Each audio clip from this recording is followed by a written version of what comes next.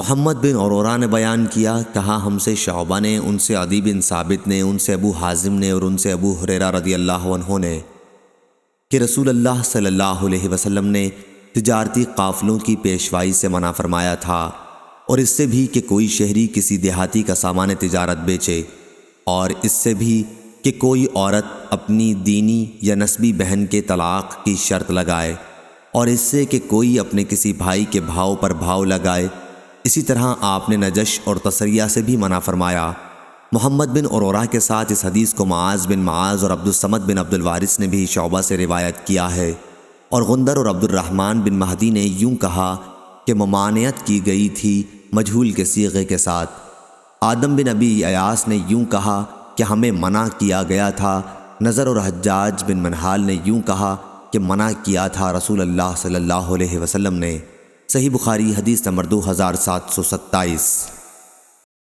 عمرو بن دینار نے خبر دی سعید بن جبیر سے، اور ان میں ایک دوسرے سے زیادہ بیان کرتا ہے۔ ابن جریج نے کہا مجھ سے یہ حدیث یعلی اور عمرو کے سوا اوروں نے بھی بیان کی۔ وہ سعید بن جبیر سے روایت کرتے ہیں کہ ہم ابن عباس رضی اللہ عنہ کی خدمت میں حاضر تھے۔ انہوں نے کہا کہ مجھ سے ابی بن کعب رضی اللہ عنہ نے بیان کیا۔ انہوں نے کہا کہ رسول اللہ صلی اللہ علیہ وسلم نے فرمایا، خضر سے جو جا کر ملے تھے وہ موسیٰ علیہ السلام تھے۔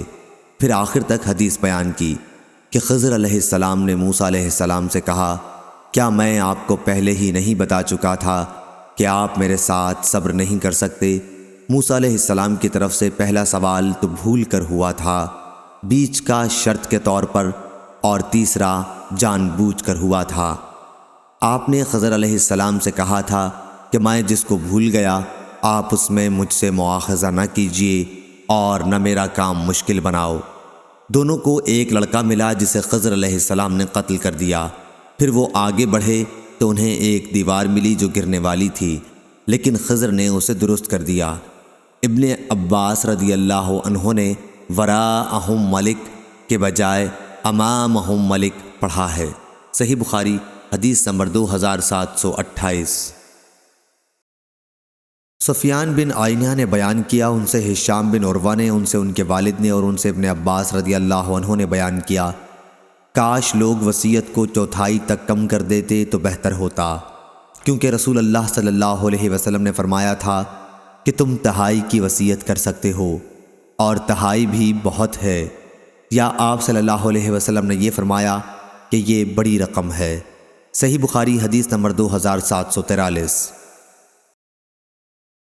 زکریا بن عدی نے بیان کیا، ان سے مروان بن معاویہ نے، ان سے ہاشم بن ہاشم نے، ان سے عامر بن سعد نے، اور ان سے ان کے باپ سعد بن ابی وقاص نے بیان کیا کہ میں مکے میں بیمار پڑا تو رسول اللہ صلی اللہ علیہ وسلم میری عیادت کے لیے تشریف لائے۔